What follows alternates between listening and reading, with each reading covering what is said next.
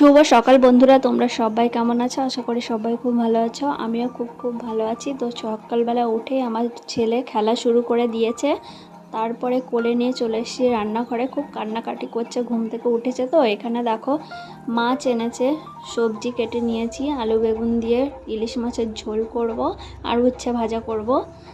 তো এখানে দেখো মাছগুলোকে প্রথমে নুন হলুদ দিয়ে ভালো করে মেখে নিচ্ছি। কড়াইতে তেল গরম হয়ে গেছে, এবার মাছগুলো ছেড়ে দেব। ইলিশ মাছ সেহেতু হালকা ভাজাই করব, বেশি ভাজবো না। আর 2 পিস মাছ ভাজা করব, কারণ আমার শ্বশুরমশাই আর বর খুব ভালোবাসে ইলিশ মাছ ভাজা, আর তেল হলে ওদের খাওয়া হয়ে যায়। তাই বাবা ছেলের জন্য তুলে রাখলাম মাছ ভাজার তেল দিয়ে। এবার আমি আলু বেগুন দিয়ে ঝোল করছি। দেখো এখানে জিরে ফোড়ন দিয়েছি, তেজপাতা দিয়েছি, দিয়ে নুন হলুদ দিয়ে একটু ভাজা ভাজা করে নিয়ে মশলাটা দিয়ে দিয়েছি। মশলার মধ্যে দিয়েছি আমি লঙ্কা, পেঁয়াজ, একটু আদা আর জিরে গুঁড়ো।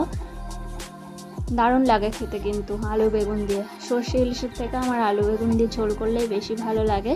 তো 10 মিনিটের জন্য এখানে ঢাকা দিলাম। তো ফাইনালি আমার তরকারি হয়ে গেছে, এবার নামিয়ে নেব। তো তরকারিটা নামিয়ে নিয়েছি, এবার উচ্ছে ভাজা করব। আর ওইদিকে আমার ছেলে কান্না করেই যাচ্ছে, ওকে আবার খাওয়াতে হবে, তাড়াতাড়ি করে রান্না করছি। তো উচ্ছেগুলোকে আমি গোল গোল করে কেটে নিয়েছি। অনেকে দেখি লম্বালম্বিভাবে আলু দিয়েও ভাজে, কিন্তু এখানে আমার শুধু উচ্ছে ভাজলেই ভালো লাগে। এরকম গোল করে কাটলে দেখতেও যেমন ভালো লাগে, খেতেও ভালো লাগে।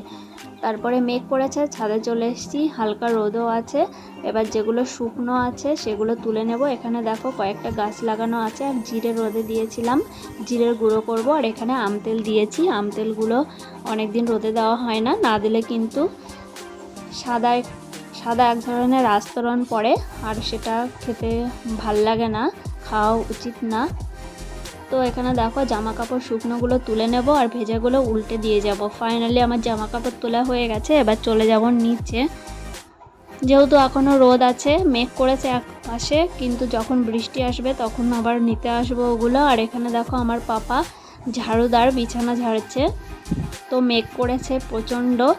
এখন আমি ছেলেকে খাওয়াতে এসেছি, সন্ধেও লেগে যাচ্ছে, সন্ধ্যের আগ দিয়ে ছেলেকে খাওয়াবো।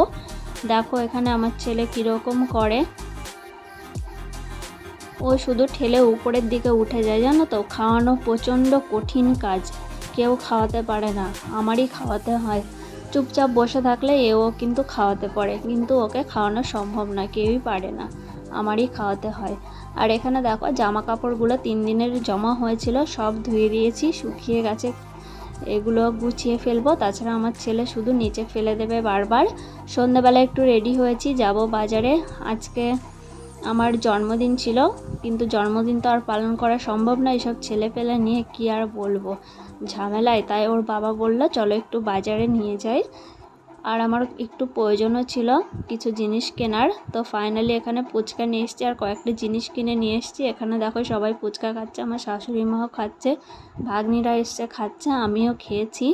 খাওয়ার পরে একটু আলু আবার বেঁচে গেছে, ওরা আবার আলু খায়নি, সেই আলুটা আমি খাবো। টাকা দিয়ে কিনে নিয়ে এসেছি, কি ফেলে দেবো, তাই খেয়ে নিলাম। আমি আবার জিনিস বেশি নষ্ট করি না, সেটা আমার চেহারা দেখেই তোমরা বুঝতে পারছো। আর এখানে দেখো আরোহীর বার্থডের দিন যে বেলুনগুলো ছিল সেগুলো দিয়েই খেলা করছে। তো ফাইনালি কিনে নিয়ে এসেছি একটা বিছানার চাদর, আর নিয়ে এসেছি একটা নাইটিগুলো সব রং জ্বলে গেছে তাই নিয়ে এসেছি, আর ঘরে পরার একটা চপ্পল নিয়ে এসেছি। তো আজকের ভিডিও এ পর্যন্ত, ভালো লাগলে একটা লাইক আর চ্যানেলটিকে সাবস্ক্রাইব করে দিও। Tata, bye bye, good night.